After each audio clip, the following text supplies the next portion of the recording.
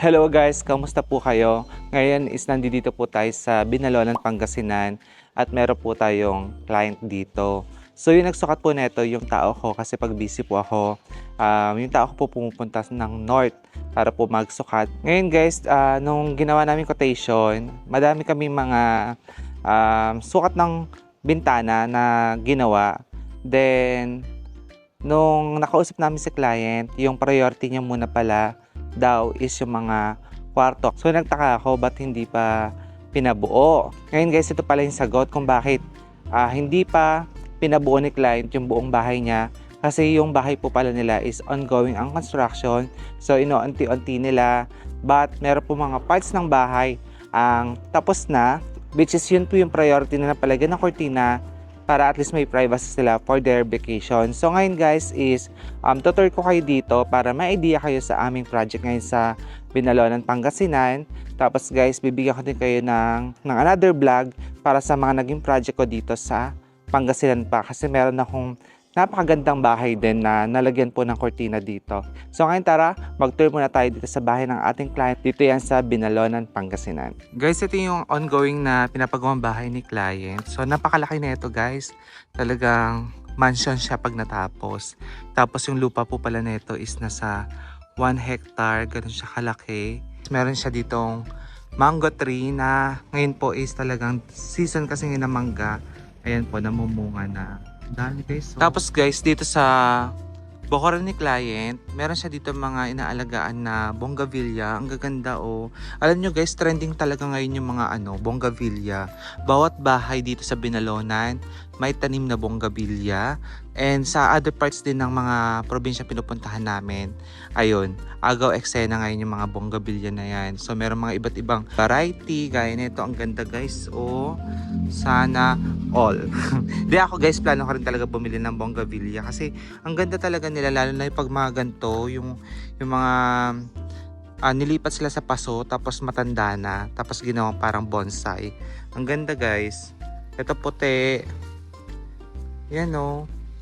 Ito guys yung mga ginagawa nila yung parang grafting or drafting. Alam ko drafting yata yung drawing. Grafting siguro. Correct yun nila ko guys pag mali ah. Ito guys mix siya oh. Meron siyang white plus pink color. Tapos meron pa sila dito mga maliliit na pinapalaki. Ayan. Gaganda. Then dito guys oh, ang ganda na ito. Lilac yung kulay niya. Ayan. Then, meron din siyang malaki dito guys. Dalawa yung kulay. May red, saka violet. Guys, ngayon is pasok tayo sa loob ng house. So, pakita ko sa inyo yung ginagawa naming project dito para at least may idea kayo, no? So, ito yung carport. Ayan, yung garahe. Sobrang laki ng bahay, guys.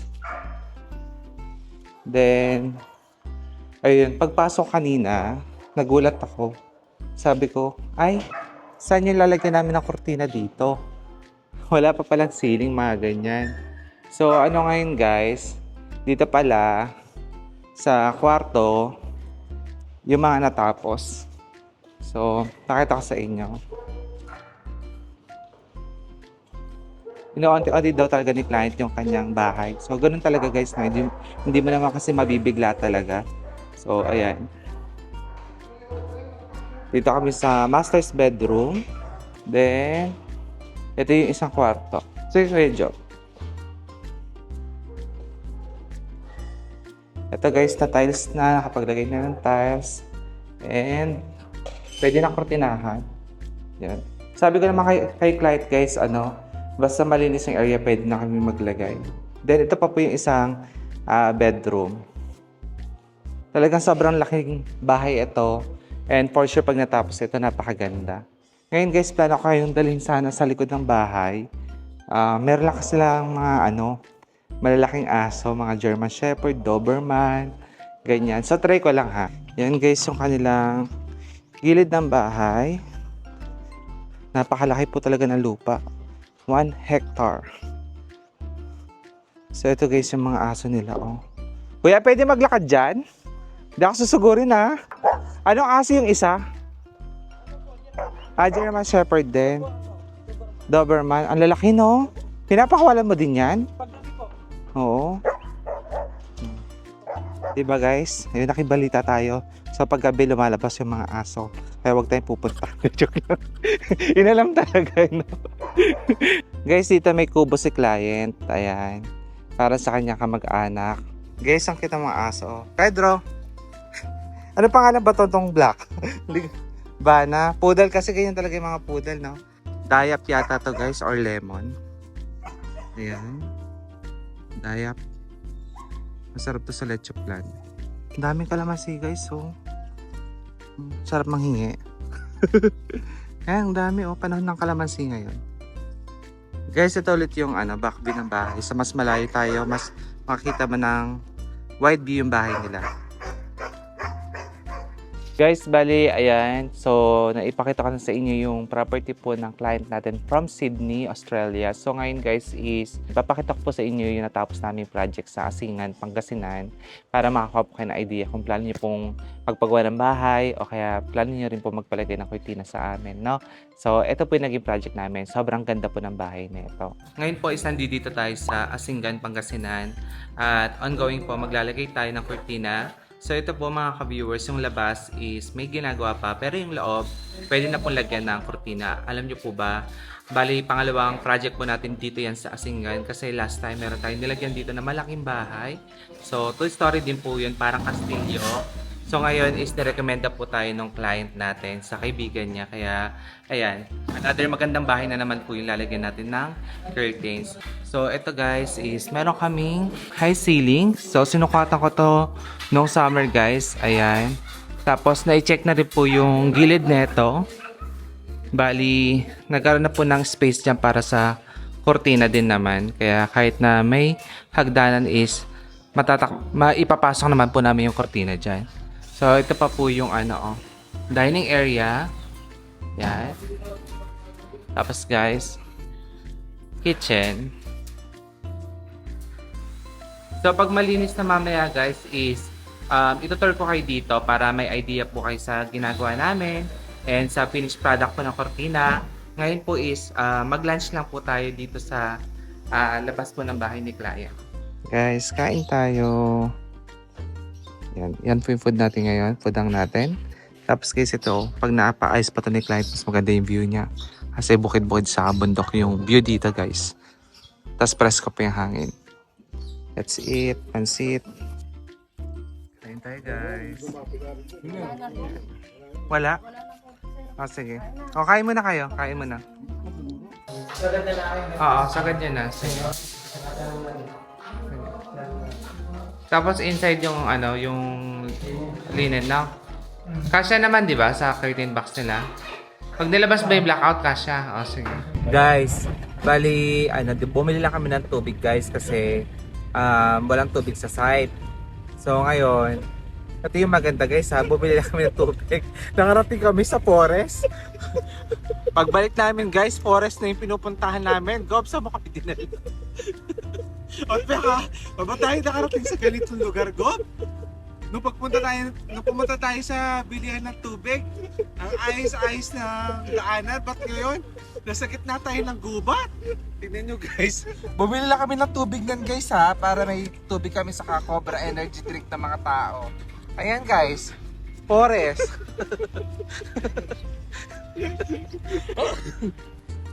Guys, start na tayo mag-house tour sa bahay po ng client. Again, gaya po ng sinabi ko sa intro, ito pong bahay nila is ongoing pong ginagawa pa yung labas. Pero at least para may idea po kayo sa itsura, ayan po yung front ng bahay. Napakaganda. Pagpasok po sa loob, ito na po yung interior design po ng bahay. So for sure mga ka-viewers, aware naman kayo kung ano po yung mga areas na nilagyan namin ng kurtina dito. So pakita ko na lang po yung mga details. So ito po meron silang nilagay na accent na kulay stone. Tapos yung carpet po nila na nabili na ito is from Milana. Then guys, custom made po yung furniture ni client. Then dito po meron din silang another accent para po sa kanilang TV area. Then meron po silang napakagandang ceiling na merong bonggang chandelier from Milana. Tapos guys, yung mga ginamit na ilaw is linear lights. So again, ito po yung kanilang living area. Ganda no, social. Tapos ito pa po yung other view. Ayan. After po natin dito, next natin is dining area. So again, kung type nyo po yung ilaw, from Milana, ayan. Bali sa dining area guys, ito po yung itsura niya before bago natin lagyan ng kurtina. So tingnan nyo guys, biglang mag-glow nung kinabitan na natin ng curtains. So malaki po talaga dito tool ng kurtina sa interior po ng bahay, no? Yung mukhang from plain, nagkakabuhay ganon. So anyway guys, itong dining area nila is merong carpet. Tapos naglagay din po tayo dito ng Roman blinds. So plano pong lagyan niya ng casement ni client. Tapos guys, ang ganda ng kanilang ilaw dito. Napaka-sosyal. So ganito po ulit yung dining area. Sa main kitchen naman po tayo, which is isa to sa mga favorite part ko. Napakaganda po ng main kitchen nila. So dito po meron ng island bar, plus bar stool. Then ito po is naka-quartz po siya na white. Ayan. Then meron po mga pendant lights. Kompleto na rin po pala yung mga appliances ni client. Ang brand po is Elba. Microwave, built-in oven, dishwasher, stove.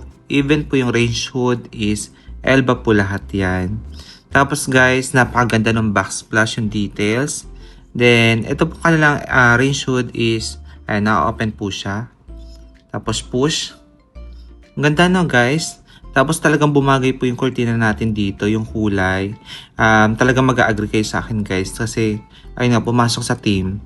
Tapos, ayan guys, again yung kanilang main kitchen. Tapos, ito naman po yung kanilang dining area again. Ganda ng bahay sobra. Dito rin po sa first floor meron pong bedroom. Kaya lang po ito kasi meron pa mga nakalagay na stocks kaya yung cortina na lang po ipapakita natin saka yung ceiling. So ito guys, wall to wall po yung ginawa natin cortina po dito. Dito naman po tayo sa second floor. So again, naglagay po tayo ng cortina dito sa hallway at sa hagdanan. So dito po nag-decide po ako mga ka-viewers. Sa bandang hagdanan is hindi po split yung design ng ating blackout. So, side by side ko lang po nilagyan para hindi po masyadong busy sa mata. Tapos, ito guys, pinasok ko po yung linan namin dito sa loob kasi nasabihan naman po si client regarding sa space po ng cortina para, ayun po, hindi po ipit ba. Guys, ito po yung itsura ganyan sa malayuan. Tapos, pakita ko na rin po sa inyo yung top view po ng living area. Ganda talaga. Alam nyo guys, super in love ako dito talaga sa kanilang chandelier, saka sa mga linear lights. So marami na tayo napuntang bahay na merong gumagamit ngayon ng mga linear lights. So again, linear lights po ang tawag dyan. Tapos tong chandelier nila, nung nalaman ko yung presyo guys. Pero maganda kasi talaga, kaya nagsuon ni client, nasa kalahating milyon yung presyo daw po niyan. Dito po sa second floor is meron pong 3 bedrooms. So ito po si bedroom number 1, tapos sa kabila si bedroom number 2. Yung gitna po is common bathroom ha. So, ito po yung itsura ni bedroom number 2. So, ito po nilagyan natin ng cortina plus Roman blinds. So, ito na po yung ceiling. Then, ito na po yung sa flooring nila. So, ito po is 20 by 120 cm. Bali, yung gusto po ni client sa lahat po ng cortina niya, isa-isa lang po yung kulay.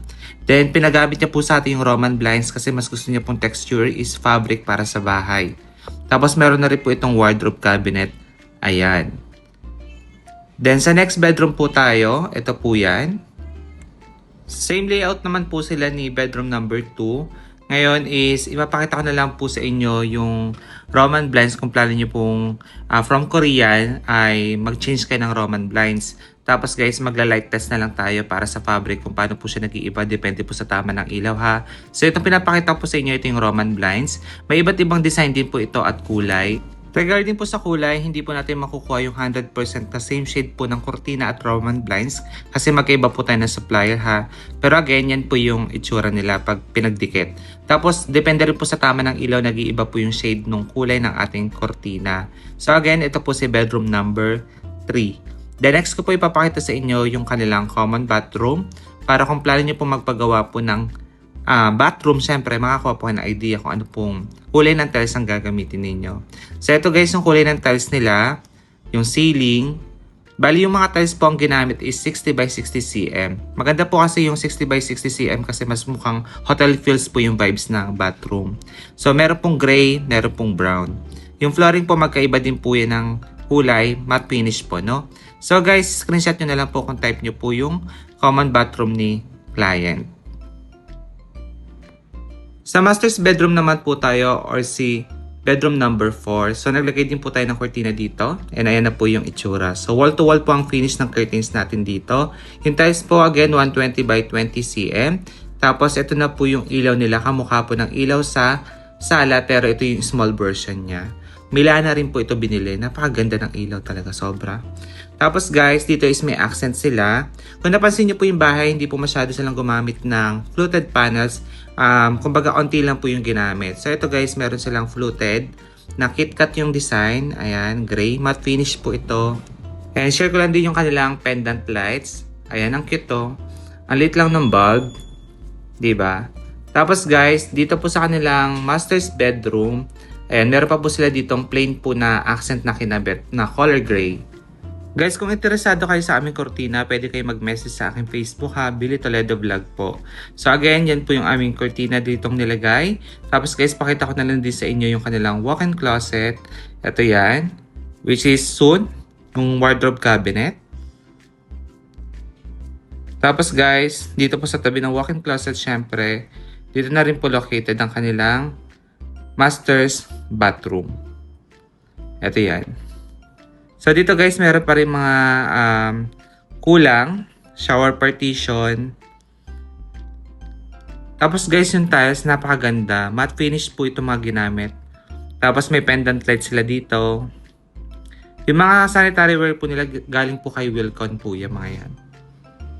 Then yung flooring. Tapos may upuan po doon sa dulo. So again guys, kung type ninyo, screenshot nyo na lang ha.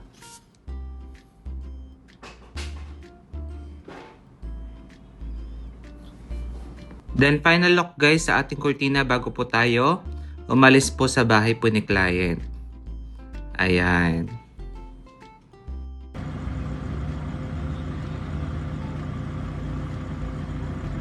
Bali guys, nag-start po kami dito ng 9 AM. Tapos is natapos na po kami ng 3 PM. So mga ka-viewers, ngayon papakita ko sa inyo yung tatlong kurtinang kinabit namin dito. So tatlo lang sila pero malalaki. Imagine 9 AM to 3 PM. So matagal din yung ginawa namin pagtatrabaho dito guys. So hindi lang kami talaga napadaan. So ina-assure namin talaga na maganda po yung pagkakagawa ng kurtina ng bawat client po namin. So guys, dito natutunan ko dito sa bahay ni client is hindi naman natin kailangan madaliin lahat ng bagay. 1 year na po ito nakatayo itong bahay nila. Pero inuanti-anti po nila yung bawat areas kasi ang gusto po ni client is hindi baling matagalan yung paggagawa ng bahay. Basta makuha nila yung mga materials na gusto nilang i-apply dito. So, may mga gano'n kasing client, ayaw nila nung mabilisan tapos yung quality ng materials is magsasuffer naman dahil mura. Gusto nila yung mga talagang quality daw po ilalagay dito kaya inuanti-anting nila, no? So, by the way guys is ayan, check natin yung natapos po naming kurtina dito sa masters saka sa iba pa pong bedroom. Guys, bali ito na yung master's bedroom ni client. So, ang ginawa po namin kurtina dito is tatlo, pero malalapad po kasi talaga sila. So, meron po mga bintana plus sliding door. So, ito po yung naging yari natin sa kanilang master's bedroom. So, ito po talagang malaki, malapad. Tapos guys, ayun. Pag po ganito talaga kalalaki po yung mga bahay o yung space po ng area, kailangan po talaga kayo ng curtains para po yung mga empty space is at least na ma-maximize po gamit ang malaking bed, curtains, kung ano pa po yung mga ipapa-improve ni client, ganyan. So, ayun guys. So dito guys, naglagay kami ng blinds dito para sa small window dito. Then meron pa po dito. Ayan. So guys, yung kinabit namin ditong materials is Korean Soft Blackout Original. Lagi ko sinasabing original guys kasi talagang legit yung mga ginagamit naming fabric kaya kung napapansin nyo guys, ang ganda. Tapos ito guys is linen. Yun na sa gitna. Hindi po sheer, kung hindi, linen po yan. Guys, ito naman sa bedroom number 2. So ito guys yung ating finished project. So hindi na natin isagad sa dulo guys kasi may hose doon sa dulo. Pero tama naman po yung ginawa ni client. Kung gusto niyo pong ma-achieve yung floor to ceiling po na look ng curtains, and guys, yung position po ng aircon dapat nating i-consider para magkaroon po ng hotel vibes or hotel look po yung bedroom po ninyo. Guys, ito naman si bedroom number 3. So, okay din yung position ng aircon, nasa gilid. Tapos guys, ito yung ginawa natin. So, sa personal guys, medyo malapad din talaga tong bintana ni client. Kaya medyo malaki din yung curtain na kinabit natin dito. And ayan po mga ka-viewers, ang mga natapos po nating project. So, bago po tayo magtapos, gusto ko lang po sabihin sa inyo na soon magkakaroon na po tayo ng showroom. Kaya abangan nyo po yan. Tapos guys is... Ayun, sa mga nagpapagawa po, thank you so much kasi marami po talaga ngayon, hanggang ngayon, ang kumukontak po sa atin at gusto pong kuhanin po yung mga service namin kasi pagdating daw talaga po sa kortina, isa daw po kami mako-consider kasi nagugustuhan po nila yung gawa namin. Kaya, thank you so much. Alam niyo naman guys kung paano kami nagsimula sa curtains, kung paano ko inaral at paano ko pinapaganda yung aming mga curtains. Although hindi kami perfect, but doon kami na mag-improve, mag-grow.